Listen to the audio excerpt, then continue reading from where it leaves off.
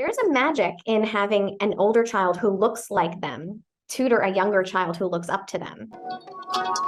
It takes two to make a thing go right. It takes two to make it out of sight. Well, according to Rob Bass and DJ Easy Rock. Thanks for tuning in and welcome to NPO Square, the podcast that shares the origin, mission, and journey of nonprofit organizations in New York City.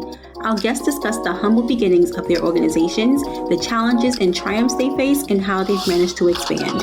There's also inside scoop on alternate career paths, volunteer opportunities, and inspiration on starting your own nonprofit. Let's level up together. Hello, everyone. My name is Adia Johnson. I am the host today for NPO Squared. Today, we have two people with us from Read Alliance. We have Danielle Guindo and Shea Copeland. Thank you, ladies, for joining me today. Thank you for having us. Thank you. So you both are part of a literacy nonprofit organization, which has a really interesting concept. So please share the origin story, what services you're providing. Well, thank you. I'm really excited to be having this conversation to talk with you a little bit about the work that we do. So Read Alliance was founded 23 years ago, and really born out of an understanding of and commitment to the power of young people and the belief that every child has the potential to succeed and to learn to read.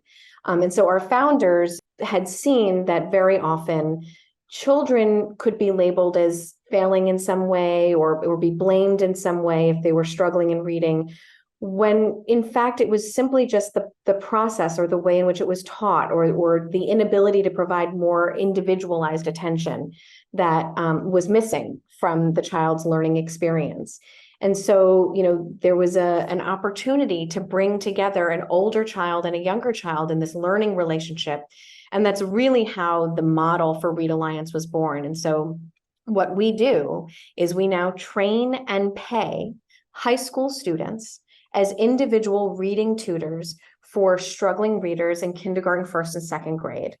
And we've always used a leveled phonics curriculum that's grounded in the science of reading. And we've always believed that the teens' time is valuable and important. And so we pay them for their time. And over the last few years have also integrated ways to ensure that we also compensate them for participation in professional development and trainings and enhancements that can complement that meaningful work experience. That sounds amazing. They have an official job before they turn 18. That's amazing. Yes, it's amazing. It's amazing. They have something on their resume. Very often it is their first job. In fact, I think we have some stat that we should look at and see if we can update, but for more than half of the young people, Read Alliance is their first job. And how do you track the assessment of those students, like the ones who are receiving, of course, the tutoring, as well as those, since it's been 23 years, those who helped tutor? Yeah, that's a great question. So we've always been data-driven, and we collect information about each participant's growth daily, weekly, monthly, and at the end of the program cycles. So we track reading level progress of the striving readers. And what we found is more than 85% of striving readers in our program over the last 2 decades have improved more than a grade level in reading upon completion of a cycle. We also measure social and emotional growth of the teen leaders. And that's what we call them. Those reading tutors are teen leaders. And so we track their growth to connect how their involvement in their program, both as meaningful, jobs as reading tutors and role models for their younger peers. But we also want to measure how their involvement in the supplemental enhancement programming promotes their positive youth development as well. So we track hours worked, we track dollars earned, and we're now launching a Pathways to Education initiative, which builds on some of our nascent but existing alumni coordination, which just launched last year, to incorporate more concrete measures of the trajectory of our teen leader alumni. So we're particularly excited about the work to promote a pipeline to education careers, and we're partnering with Hunter College, as a matter of fact, and other institutions of higher education to support the connection between this meaningful job experience of being an individual reading tutor while in high school to potential, study of teaching in college and careers as teachers and educators. Have any of the students who've been the tutors come back to work with Read Alliance or help other volunteers do the training courses with them? Oh, absolutely. We've implemented a program in the organization where we actually have a good number of former teen leaders who wind up working on our core staff. In fact, I think we now have 7 who are part of our core team, and one of whom is actually the manager of the youth development program. And so we've integrated that trajectory of growth into the fabric and the culture of our organization. One of our former team leaders is on our board. Another former team leader formed her own data and evaluation company and is our data and evaluation consultant. So, she was actually among the very first team leaders, and her mom, I think, was one of the very first teachers to work with Read Alliance. So we do keep folks close. Love the volunteering aspect and still paying it forward. So yes, it's wonderful. Now I want to segue into both of your roles, because Danielle, you're the executive director, and Shea, you're the senior coordinator of development and communications at Read Alliance. Yes. So how did you both get into your industry? Just walk us through that journey. Shea, why don't you go first? Okay, cool. So I just had my 4th year anniversary at Read Alliance in August. Read has been my first job out of college. I went to Princeton, and they had a fellowship opportunity where for your first year out of college, you got to work with a nonprofit organization. And so I chose Read Alliance. And so I was with them for about like 6 to 7 months. And then the pandemic happened, and I decided to stay on, was promoted in my role and have been here ever since. So honestly, really never like fully was like, I'm going into nonprofit for sure, but it's just been a wonderful experience. I've learned so much from Danielle, and it's just been really powerful, especially like your first job out doing something that's so impactful for someone like more than yourself. It's been really great, and I've learned so much about philanthropy and giving back and just being a working professional. She's an incredible asset to this organization. We were so lucky when we were, provided this opportunity to partner with Princeton University and, interview potential candidates, for this role through the fellowship program. And the fact that she chose to stay with us even when her year was up, because she also didn't need to choose that, was such a relief. And the fact that, as she mentioned, she's continued to be promoted in her role because she just continues to thrive and shine. And we're just so proud to have her working with us. And I actually just celebrated 5 years at Read Alliance. I'm the daughter of 2 public school educators. And so I've grown up understanding and appreciating, obviously, the power of teaching and positive role models and the importance of reading at the full spectrum. So from the earliest ages all the way up through high school. So that was sort of ingrained in me when this opportunity came up. I'm a social worker by training. I actually have my master's in social work research. And so I always knew that I was going to be sort of leveraging that background into more of a macro type of role in nonprofit.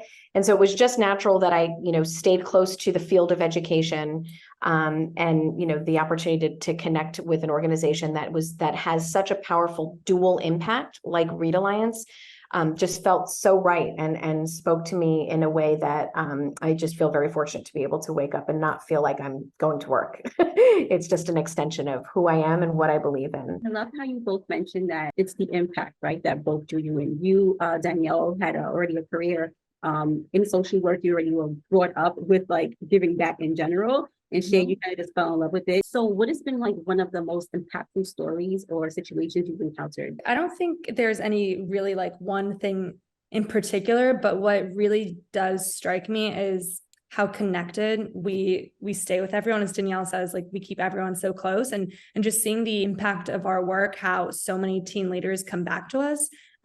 So many teen leaders want to go into education, and a lot of also our young striving readers become teen leaders. So I just think it's been really amazing to see kind of like this full circle impact on so many different levels. Just seeing that development and growth past our program, like when they're alums, is really impactful. And it makes it feel like this is something that is the work that we're doing isn't just, a teen does it for like a year. It just feels like it sticks with them. And we really just keep developing, and it's awesome seeing more teen leaders on our staff and growing. Yeah, I think it's really just that growth that just keeps going, that really makes the work seem so impactful. Thanks, Shea. We're so alike, because one of the first things that came to mind when I was thinking about how I would answer that question is that, we have this area, this avenue for growth for young people. And so that we've been able to see young people grow with us and in our same sphere all along, and be able to bring them into our core team, and they come to our galas and they speak on our behalf at different events. So proudly. That's, very much like what Shea was saying. And, there's a million stories. In fact, I get choked up when I try to think about them, but, a couple of things that stand out, and then I'll say something that's a little bit more, standard, I guess. But a couple of things that stand out is, when you hear a young person talk about Read Alliance. So for instance, I remember a teen leader actually describing Read Alliance feels like home. Read Alliance feels like family.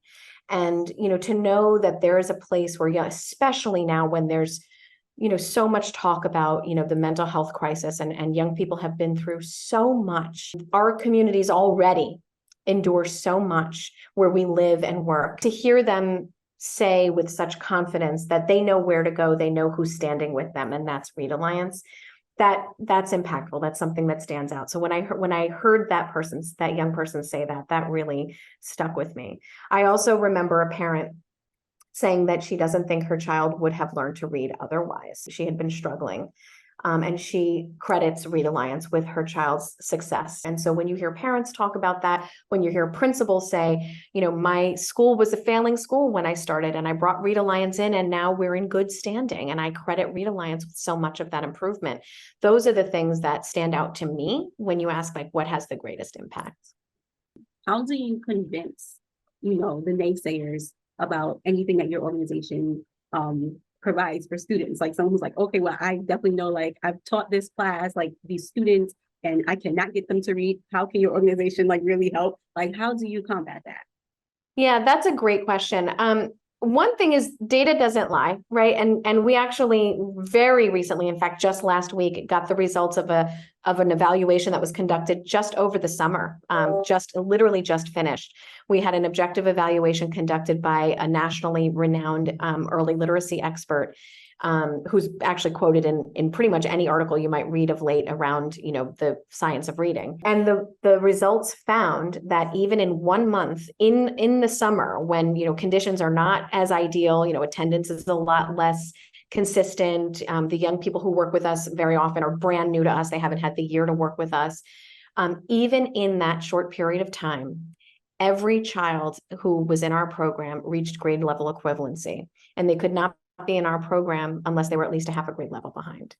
And so data tells the truth, right? I mean, that's one thing that, it's hard to turn away from. There are folks who, at first may question, well, it's a teen. I mean, how can a teen? There's a magic in having an older child who looks like them tutor a younger child who looks up to them, and be able to sort of connect in a way that's very different than an adult who may or may not look like them, right? A lot of our teens grew up in the same communities where they're working. A lot of them actually went to the same elementary schools where they're working, and some of them are even in the same first grade classrooms where they attended. A lot of them talk about how they themselves remember having a hard time reading when they were younger. And so this is an opportunity not just to be empowered and earn a paycheck and contribute to their family, but also to be a role model and a mentor for a young person who could have been just like them just a few years before. So it's hard to turn away from that too. And what's the number one advice you want to give a newbie, someone who's just getting into nonprofit? I'm going to put that one for Shea, because Shea was technically a newbie. Ooh, I think honestly, I would say, like, get ready to wear a lot of hats, and kind of just own that. I think in nonprofits, really very kind of all hands on deck environment, or it can be, especially ours. We're growing rapidly, but we're small and mighty, and so it's definitely, you get ready to wear a lot of hats and just kind of enjoy the journey. I mean, it's really truly fulfilling, and I wouldn't say that if it wasn't. I just wouldn't say it. But it is really fulfilling, and I think there's something special about what Danielle was saying. Like, obviously it is a job. It is really nice to know that you're giving so much to others and really having an impact at the end of the day. So yeah, I think that's what I would love to add something very quick. I want to, like, your passion, if someone's interested in entering the nonprofit space, your passion is your superpower. Like your instinct to help is a gift, and to channel it for good is the best thing you could do to feel like you are living your best life and your most fulfilled life. And there's definitely going to be hard days for sure. But when you're doing something hard, you're also doing it with heart, and you're doing it with purpose. And that can help shape, the way you're able to like balance your emotions at those points in life. It's time for a little trivia. The first two people to correctly answer the trivia questions will win the prize at the bottom left, which is a children's affirmation book. So drop your answers in the comment section. And since you have a small but mighty staff, volunteers who are passionate about helping, how do you maintain a good company culture and make everyone feel valued and appreciated? I love that question. We're a collaborative group. I mean, that's partly my style. I don't claim to be an expert on everything. And I think that there's a tremendous amount of talent and expertise and lived experience that can contribute to excelling and elevating our organization. So, celebrating those talents, celebrating each team member's assets and all they have to offer is something that we try to do in a few different ways. One is, when there's something that can be, when we have time and space for idea sharing, I encourage that. And I encourage team leaders to encourage that as well within their own smaller groups, where there's several annual initiatives that require interdepartmental coordination. So that helps to build teams and effective communication across departments. And then something small, but I think is, I'd love to know whether or not Shea thinks this is impactful as I think it is. We have at least one full staff meeting a month, and we always start that staff meeting with two things. One is a community building prompt, which helps folks just sort of choose. There's a prompt or two prompts, and people choose what they want to share about themselves, and it always is so warm and unifying, because there's so much we learn about one another in that space, and people bring their full selves to that.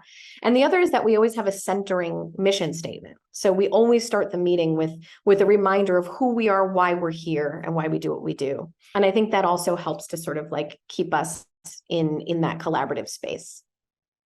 I totally agree. And also, I really like the community building prompts, because as we're growing, there's a lot of new faces, and a lot of us, we're like a hybrid work environment. I live in LA, so there are some people that I haven't even met in person yet, but it really is nice with these different prompts, and they vary like so much. So it's really interesting to kind of feel like you can get to know these people on a different level and different capacities each week. And then also, this is kind of small, but we have like a WhatsApp group with all of the staff, and we really just like every time it's somebody's birthday, it's like everyone's just like happy birthday. Like it's like all this stuff, or like someone hits their anniversary. It's like we really make sure that we recognize those moments. And it is a small gesture, but it does mean a lot. And I think that it's really nice. And we'll also send, people, if somebody made like a great meal, like they'll send it in, or like, we kind of just share things that are meaningful to us, which I think really builds that team camaraderie and just kind of like sense of a strong community.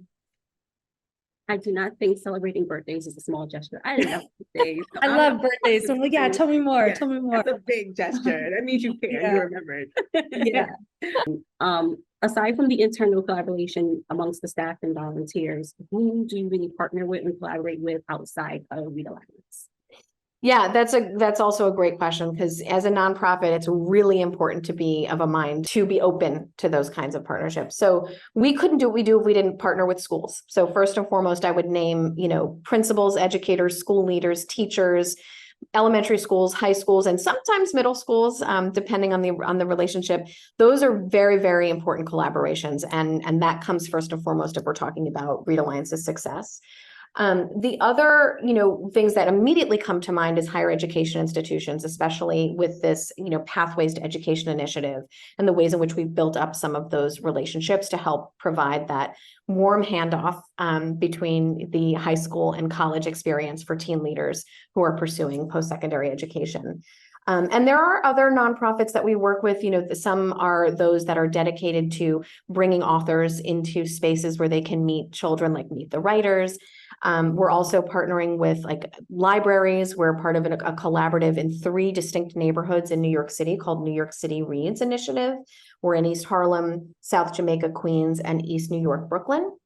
And there's about 8 organizations that are all focused on literacy, but we all do something slightly different. And we bring our expertise together in like a network across the neighborhoods in order to elevate literacy outcomes overall. So some of us are in schools, some of us are in doctors' offices, some of us are in family child care homes, some of us are targeting mainly parents, some of us are, targeting children and teens. And like I said, there are libraries that are hand in hand with us as well. So we're very proud of being able to sort of, stand by and with our partners in this work. And where do you hope to see Read Alliance in the next 10 years? Well, in fact, in the next 23 years. Well, I mean, my dream is that, I think there's a tremendous need for our dual impact model, especially since it's proven to be so effective year after year after year. It's an opportunity for young people to work and earn, and it's also proving that it's improving early literacy skills. And now is the time. I mean, we've seen that we're desperate as a nation for this model to take us to the next level. And, ideally, I would like to see us in more spaces and places, both in the 5 boroughs and outside the 5 boroughs, where there are willing and committed partners who believe in the power of children and of teens. I'd want to make sure that we are focusing on expanding in areas and with partners who are similarly aligned in that belief that children and teens have the power and potential to read and to lead. And how can listeners learn more about, get involved with, and support Read Alliance? So our senior coordinator for communications is going to answer that.